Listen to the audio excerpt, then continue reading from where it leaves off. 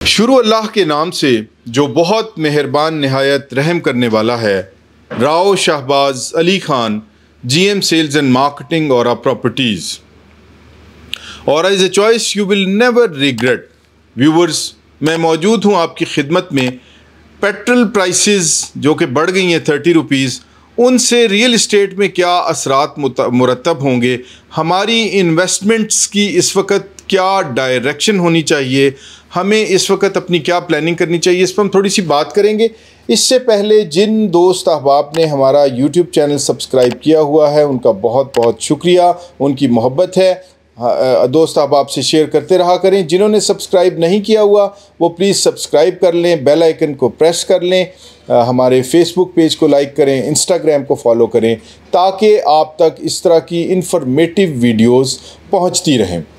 तो व्यूवर्स, रात में अचानक से मुझे पता चला कि पेट्रोल की प्राइस 30 रुपीज़ पर लीटर बढ़ गई है।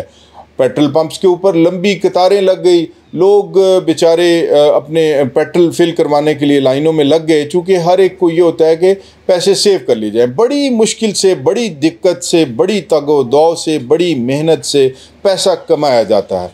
लेकिन एक पेट्रोल का टैंक फिल करवा लेने से क्या फ़र्क पड़ेगा। 5 दिन आप उस रेट को एंजॉय कर लेंगे, छठे दिन तो आपने न्यू प्राइस के ऊपर पेट्रोल डलवाना ही है। तो fact of the matter is के पेट्रोल प्राइसेस अब बढ़ गई हैं, हमें महंगा पेट्रोल लेना ही पड़ेगा।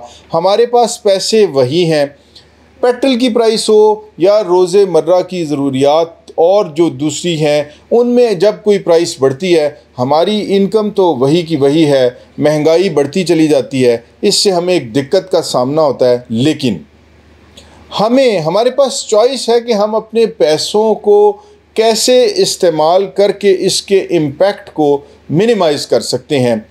तो हमारे पास चॉइसेस ये होती हैं कि जो हमारे पैसे हैं, या तो हम पैसे ही रखें अपने पास जो हमने सेव किए हुए हैं, या हम उन्हें कोई करेंसी में इन्वेस्ट कर दें, डॉलर्स पाउंड ले लें, या हम गोल्ड में इन्वेस्ट कर दें, स्टॉक मार्केट में इन्वेस्ट कर दें, और हमारे पास एक चॉइस होती है कि हम रियल इस्टेट में इन्वेस्ट करें। तो व्यूअर्स, मैं ये समझता हूँ कि ठीक है, investments, not all eggs in the basket is always logical. आपको एक ही जगह पर सारे पैसे नहीं लगाने चाहिए। लेकिन रियल इस्टेट के रिटर्न्स देखा ये गया है कि सबसे अच्छे और सबसे सिक्योर हुआ करते हैं। आपको जो रियल इस्टेट में आप अपनी इन्वेस्टमेंट कर देते हैं उसका अगर आप देखें तो बेनिफिट आपको ज़्यादा आता है, आपके पैसे सिक्योर होते हैं। इस वक्त आपको ये चाहिए कि आप कैश तो बिल्कुल ना रखें अपने पास, अपने पैसे ज़रूर इन्वेस्ट कर दें। अगर कम पैसे हैं तो कम पैसों की कोई रियल इस्टेट ऑप्शन देख लें, अगर ज़्यादा पैसे हैं तो ज़्यादा पैसों को भी ये रियल इस्टेट में आप पार्क करें, चूँकि इसमें जो आपका रिटर्न है वो आपको बहुत अच्छा आएगा।